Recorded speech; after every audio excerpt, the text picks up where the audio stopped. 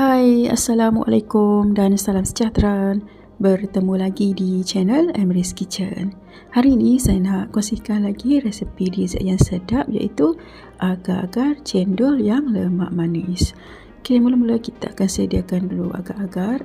Ni ada 10 gram agar-agar tali, kemudian masukkan 500 ml air. Okey, masak agar-agar tali tadi sehingga semuanya larut. Okey, jangan lupa kita tutup periuk supaya cepat agar-agar tadi tu larut.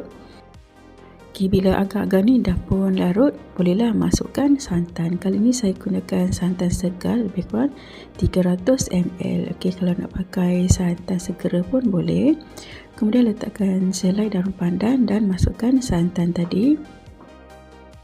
Masukkan garam secukupnya. Saya masukkan lebih kurang 1 sudu kecil garam untuk nak seimbangkan dengan air gula Melaka nanti. Okey, sambil masak air santan ni, kena sentiasa kacau untuk nak elakkan dia meruap.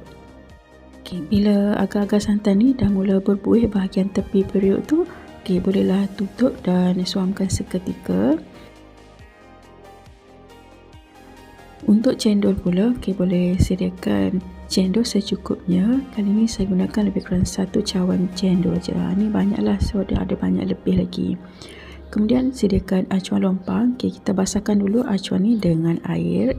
Kemudian letakkan cendol tadi lebih kurang 1 sudu besar. Kemudian tuangkan agar-agar santan tadi lebih kurang 3/4 penuh. Satu bahagian lagi tu kita tinggalkan kosong. Kemudian sejukkan dulu lapisan pertama ni. Sambil tu kita boleh sediakan bahagian kedua, iaitu agar-agar gula Melaka. Okey, sediakan lebih kurang 3 sudu besar gula putih bersama dengan seketul gula Melaka. Okey, masukkan ke dalam agar-agar santan tadi yang ada lebih tadi. Kemudian kita kacau rata. Okey, bila semuanya dah larut macam ni, bolehlah tutup api, kemudian suamkan sekejap. Okey, pastikan lapisan pertama ni dah betul-betul mengeras, barulah tuangkan lapisan yang kedua sehingga penuh acuan. Okey, dah siap isi semuanya. Kita sejukkan dulu bawah kipas bagi agar-agar ni betul-betul set lebih kurang 1 jam.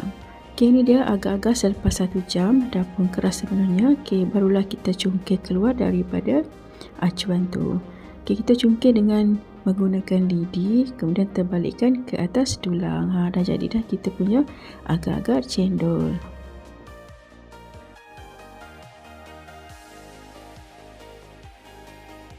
Okey, ni dia agar-agar cendol tadi dah pun siap dikeluarkan semuanya. Okey, saya nak cuba sikit. Dia punya tekstur tu memang sangat lembut dan kedua bahagian tu dia melekat elok, tidak mudah tergelincir. Dan rasa dia pun sangat sedap, lemak-lemak manis tapi taklah terlalu manis. Untuk sukatan bahan-bahan tadi tu dapatlah lebih kurang 25 biji agar-agar. Okey, itu saja perkongsian pada kali ini. Jumpa lagi. Bye.